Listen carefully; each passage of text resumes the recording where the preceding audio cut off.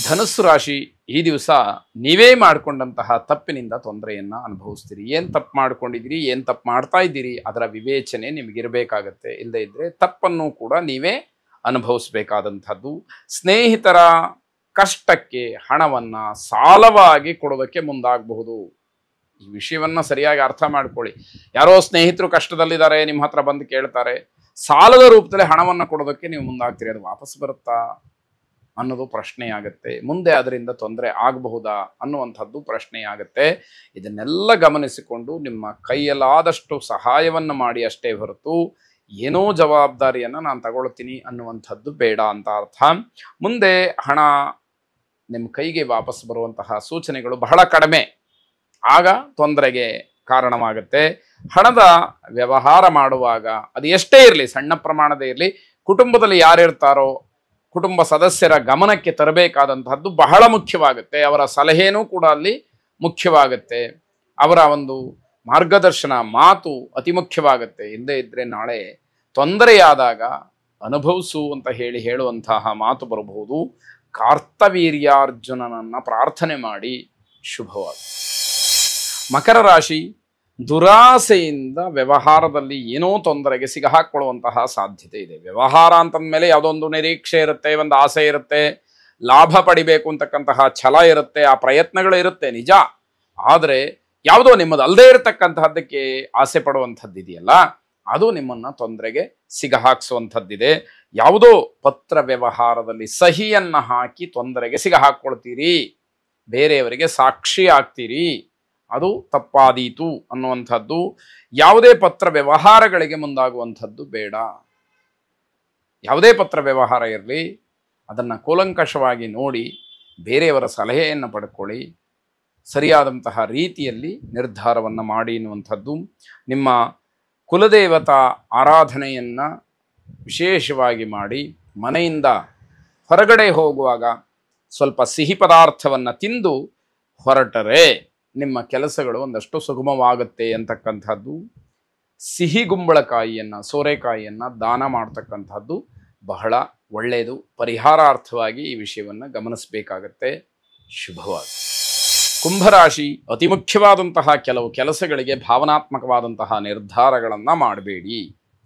ವ್ಯವಹಾರದ ದೃಷ್ಟಿಯಿಂದ ಆ ಕೆಲಸ ತುಂಬ ಮುಂಚೂಣಿಯಲ್ಲಿರುತ್ತೆ, ತುಂಬ ಜವಾಬ್ದಾರಿಯುತವಾದಂತಹ ಕೆಲಸವಾಗಿರುತ್ತೆ. ಅಂತಹ ಕೆಲಸಕ್ಕೆ ನೀವು ವಿಶೇಷವಾಗಿ ಭಾವನಾತ್ಮಕವಾದಂತಹ ನಿರ್ಧಾರವನ್ನು ಮಾಡಲಿಕ್ಕೆ ಹೋಗ್ತೀರಿ, ಅದು ತಪ್ಪಾದೀತು. ನಿಮ್ಮ ಸ್ನೇಹ ಭಾವನೆ ಶತ್ರುತ್ವಕ್ಕೆ ಕಾರಣವಾಗುತ್ತೆ. ಯಾರ ಜೊತೆಯಲ್ಲೋ ನೀವು ವಿಶ್ವಾಸವನ್ನು ಬೆಳೆಸಿಬಿಡಬೇಕು ಅನ್ನುವಂತಹ ಒಂದು ತುಡಿತದಲ್ಲಿದ್ದರೆ, ಆತುರದಲ್ಲಿದ್ದರೆ, ಅಂತಹ ಆತುರದ ಸ್ನೇಹ ಶತ್ರುತ್ವಕ್ಕೆ ಕಾರಣವಾಗುತ್ತೆ. ಎಚ್ಚರಿಕೆಯನ್ನು ವಹಿಸಿ. ಆ ಸ್ನೇಹ ಬೇಕಾ ಅನ್ನುವಂಥದ್ದನ್ನು ಪ್ರಶ್ನೆ ಮಾಡಿಕೊಳ್ಳಿ. ಭಾವನಾತ್ಮಕವಾಗಿ ಮಾಡಿದಂತಹ ಕೆಲಸಗಳೇನಿದೆ ಅದು ಶುಭ ಫಲ ಕೊಡೋದಿಲ್ಲ. ವ್ಯಾವಹಾರಿಕ ದೃಷ್ಟಿಯಿಂದ ಭಾವನೆಗಳು ಕೆಲಸ ಮಾಡುವಾಗ ಶುಭ ಫಲಗಳನ್ನು ನಿರೀಕ್ಷೆ ಮಾಡುವ ಹಾಗಿಲ್ಲ. ವಿದ್ಯಾರ್ಥಿಗಳಿಗೆ ಅತಿಯಾದಂತಹ ಆತ್ಮವಿಶ್ವಾಸ ಬೇಡ. ಆತ್ಮವಿಶ್ವಾಸ ಇರಲಿ, ಅತಿ ಮಾಡ್ಕೊಳ್ಳೋಕೆ ಹೋಗಬೇಡಿ. ಕಾನ್ಫಿಡೆನ್ಸ್ ಬೇಕೇ ಬೇಕು. ಆದರೆ ಓವರ್ ಕಾನ್ಫಿಡೆನ್ಸ್ ಆದರೆ ನಿಮ್ಮ ಅಭ್ಯಾಸ ಇನ್ನಷ್ಟು ಮತ್ತಷ್ಟು ನಿಮಗೆ ಬಹಳ ಕ್ಲಿಷ್ಟವಾಗಿ ಆಗುವಂಥದ್ದಾಗತ್ತೆ. ವೃದ್ಧಾಶ್ರಮಗಳಿಗೆ ತರಕಾರಿ ಅಥವಾ ಆಹಾರ ಪದಾರ್ಥಗಳನ್ನು ನಿಮ್ಮ ಕೈಲಾದಷ್ಟರ ಮಟ್ಟಿಗೆ ಕೊಡಿ. ಅಗತ್ಯ ವಸ್ತುಗಳನ್ನು ಕೊಡಿ. ಅವರನ್ನು ಸಂತೋಷಪಡಿಸಿ ನಿಮ್ಮ ಸಮಸ್ಯೆಗಳಿಗೆ ಪರಿಹಾರವನ್ನು ಕಂಡುಕೊಳ್ಳಿ. ಶುಭವಾಗಿ. ಕೊನೆಯದಾಗಿ ಮೀನರಾಶಿ, ನಿಮ್ಮ ದಕ್ಷತೆ, ಪ್ರಾಮಾಣಿಕತೆ ಇವೆಲ್ಲವನ್ನು ಸಮಾಜಕ್ಕೆ ತೋರಿಸಲಿಕ್ಕೆ ಉತ್ತಮವಾದಂತಹ ದಿವಸ. ಯಾವ ಕೆಲಸದಲ್ಲಾಗಲಿ, ಯಾವುದೇ ಸವಾಲಿನಲ್ಲಾಗಲಿ ನನಗೆ ನನ್ನದೇ ಆದಂತಹ ಒಂದು ವೈಯಕ್ತಿಕವಾದಂತಹ ವರ್ಚಸ್ಸಿದೆ ಅಂತ ಹೇಳಿ ತೋರಿಸುವಂಥದ್ದಾಗತ್ತೆ. ಕೆಲಸಕ್ಕೆ ಹೊರಡಬೇಕಾದಂತಹ ಸಮಯದಲ್ಲಿ, ಕೆಲಸಕ್ಕೆ ಹೋಗುವಾಗ ವಾಹನದಿಂದ ಏಟಾಗುವಂಥದ್ದು, ಪೆಟ್ಟಾಗುವಂಥದ್ದು, ವಾಹನದಿಂದ ಬೀಳುವಂಥದ್ದು ಸಾಧ್ಯತೆಗಳು ಹೆಚ್ಚಾಗಿ ಇದೆ. ಅಥವಾ ಬೇರೆ ಯಾರಾದರೂ ಕೂಡ ವಾಹನವನ್ನು ನಿಮಗೆ ನುಗ್ಗಿಸ್ಬೋದು, ಗುದ್ದಿಸಿ ಅಥವಾ ತಗಲಿಸಿ ಗಾಯಗಳು ಆಗುವಂತಹ ಸಾಧ್ಯತೆ. ಹಾಗೆ ಕಳಂಕ ಬರತಕ್ಕಂತಹ ಯಾವುದೇ ಮಾತುಗಳನ್ನು ಆಡಬೇಡಿ. ಯಾವುದಾದ್ರೂ ಮಾತುಗಳನ್ನು ಆಡೋದ್ರಿಂದ ನಿಮಗೇನೋ ಕಪ್ಪು ಚುಕ್ಕೆ ಬರುತ್ತೆ ಅಥವಾ ಕೆಟ್ಟದಾಗಿ ನಿಮ್ಮನ್ನು ಜನ ಬಿಂಬಿಸ್ತಾರೆ, ಸಮಾಜದಲ್ಲಿ ಅದೇ ರೀತಿಯಲ್ಲಿ ನೋಡ್ತಾರೆ ಅನ್ನುವಂತಹ ಮಾತುಗಳು ಬೇಡ ಅಂತ ಅರ್ಥ. ವಾದ ವಿವಾದ ಜಗಳ ಯಾವುದೇ ಕಾರಣಕ್ಕೂ ಮಾಡಬೇಡಿ.